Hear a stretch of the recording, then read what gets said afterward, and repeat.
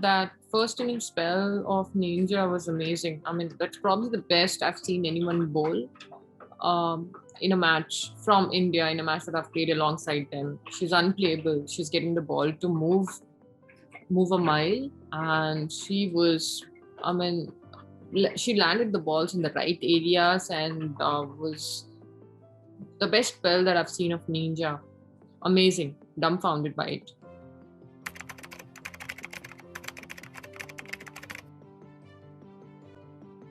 You know, she was swinging it round corners and just nipping it off the seam as well, which, you know, makes it, you know, very difficult. And then when you've got Julan Goswami at the other end, you felt like it was just coming from both ends. And, you know, clearly, normally when you play India, you know, your threat is going to be the spin bowling, but it was pure, you know, brilliant swing bowling and bowling from Julan that, you know, really, you know, really put us on the back foot, really. And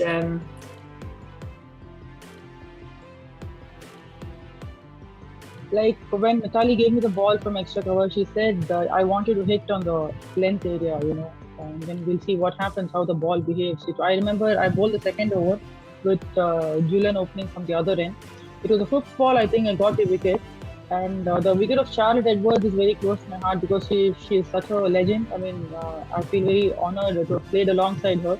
So that respect is there. But at the same time, I have gotten her wicket. I mean, all the 4 wickets were very precious, but then that wicket was, I mean, she was like a legend in their side. So that wicket will always remain close to my heart. First one, LBW. And I think after that over got, I mean, it was done. It started raining, so it was a good, setup. I was able to give for the team. So in that way, that wicket was very close.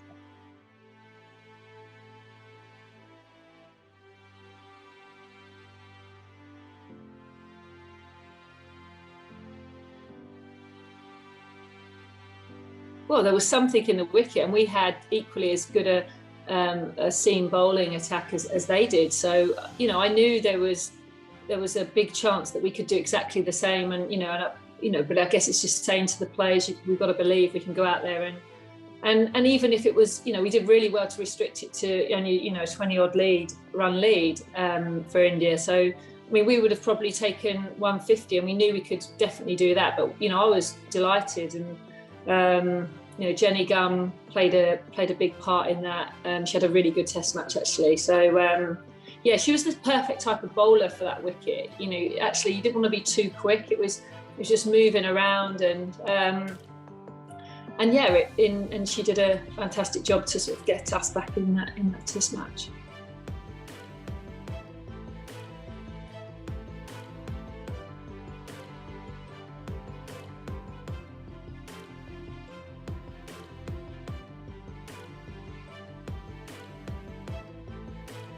I mean, I've always enjoyed batting, be it a street cricket or be it batting in the nets or for Tamil Nadu Railways, wherever. So it was an opportunity for me to bat for the Indian team. I mean, I've always felt till today that, you know, I should have scored some more runs. But it was lovely batting out there. I mean, considering the team scores again, it's not for not only for me, but from 64 for 6, I think sort of a decent partnership with Julian, and both of us were talking and how to go about in the middle, and just there was no pressure of scoring runs. We were just straight away informed that, you know, you just play the time. So around 4:30, we thought, okay, players going to only be there for 15-20 minutes. We can bat it out. It never struck that, you know, it has actually rained and it's going to be there for another 1 hour 15 minutes play. We didn't know. So when we asked the umpire and when he said that, you know, it's going to be an hour and 15 minutes play, the mindset immediately changed. I mean, so we just thought we should just, I mean, for that particular evening, we had to see through the day. So I enjoyed batting. I was just playing with straight bat and not risking. I still remember the last ball of the day I faced. I was just wanting the bowler to bowl outside off stump, and you know, I wanted to leave the ball, and exactly it happened. So that was beautiful playing in the end, and it was also a sort of relishing the situation and the challenge given to you in batting. You know, batting is kind of my passion, so I enjoyed it. And the next day morning, the positive intent started. We started looking out for runs and your one singles, doubles. I thought I was a bit unlucky to have got out at that point of time, but it just happened. It's cricket, you can't.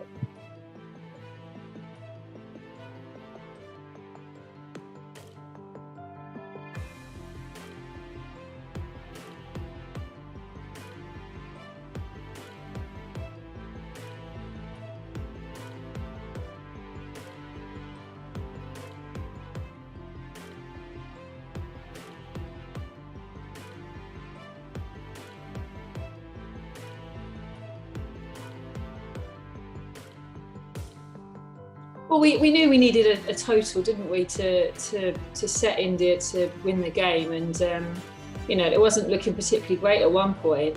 There was a big partnership, like you say, from Sarah and Jenny Gunn, and Jenny Gunn, played a magnificent role there. She batted a long period of time, and then I remember towards the back end of her innings, she started to really put the foot down, and we started getting up to a total, which I guess in the context of the match was quite a big total. So we were, as soon as we went over 150 lead and getting towards that 180, we were really confident that we could win the Test match. And I remember go into the last day with real high hopes that we could win the game.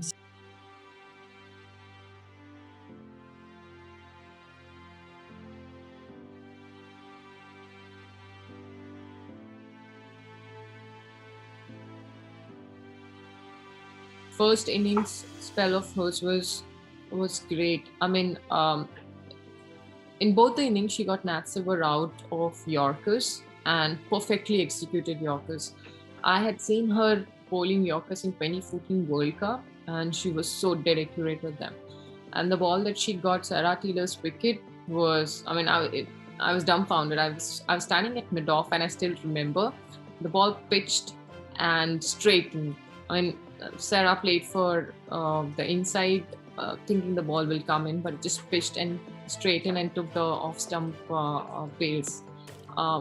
Absolute Jaffa of a delivery. So yeah, she bowled probably very. I mean, I would say she bowled really well and supported the other bowlers. And Juludi's second spell, I still remember. I don't know who the batter was. A wicket of her bowling, and Karudi caught the ball in front of first leg.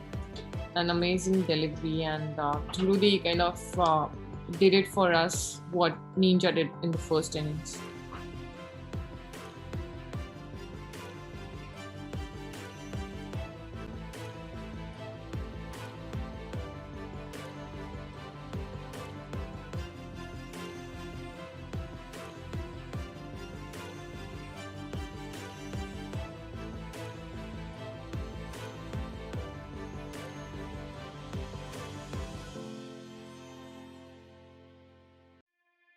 Massive wicket for us, and obviously we saw the emergence of Smriti Mandhana. It was the first time we'd all seen Smriti, and instantly I was just wowed by this left-handed, elegant batter. And I just remember vividly her hitting Anya Shrubsole over her head for one bounce for it. And Wormsley, I thought we're witnessing a really special player here. And she got 50, I think, in her first innings, and then 20 odd. So I remember in the second innings they were taking a long time. They were really. So I just kept saying, like, we've got to just stick at it. We've got to be patient. We can't try and search for wickets. We've just got to keep putting the ball in the right areas. Set pretty defensive fields, because we didn't want to be too attacking and leak runs. So you had to sort of get that balance right of setting attacking, but defensive fields that weren't going to sort of leak lots of runs, which we did, and we held on for as long as we could. And when I actually thought we'd got more wickets than 4 in the second innings, but we didn't. But Matali was pretty hard to budge, and I don't think we took a couple of chances, which probably didn't help our cause. But all in all, it was a good 4 days, and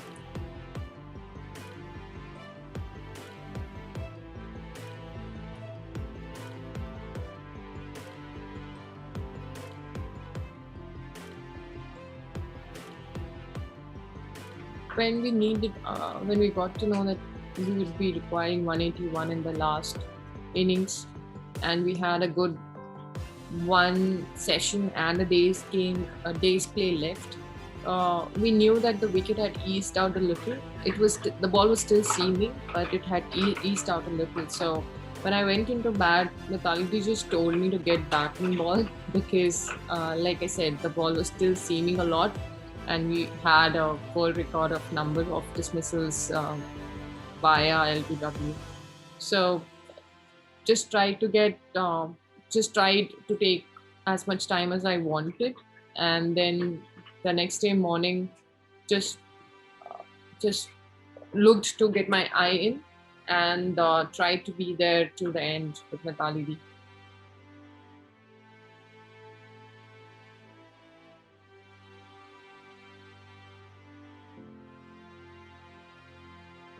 She was amazingly calm, and for someone who had the wickets falling besides her, she just told me to concentrate and play the ball to the merit.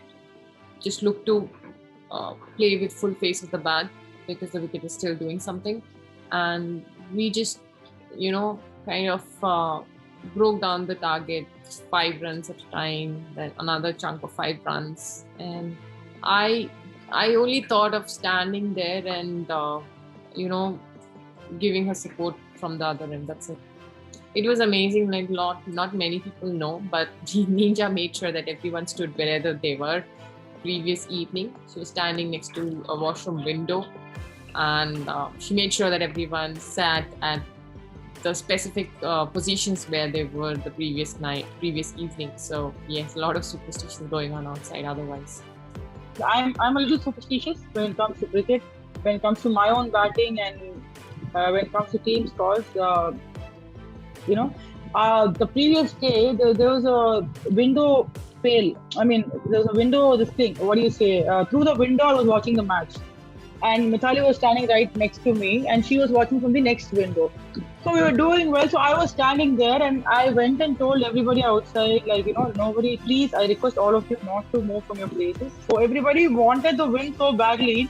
So everybody actually agreed to do that. And when Mithali went into bat, the next day morning also, I was just seeing the match through that particular, the Wormsley dressing room was actually very compact and narrow. The right side there's a small passage kind of a thing, and from the window till the last run was scored, I was watching the match from that window. This thing only. The window.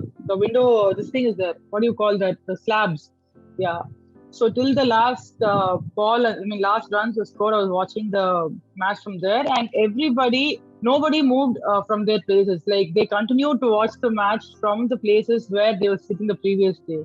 So that's how much we wanted that win, and it's beautiful, very joyful, and we all ran inside the field once the match was over. I have the stump even now with me, signed by everybody, and the presentation was good, and the aftermatch, the celebrations, the parties, and everything was like, I felt like it was destined to happen. So it's a moment to remember, and I will cherish it for a very long time.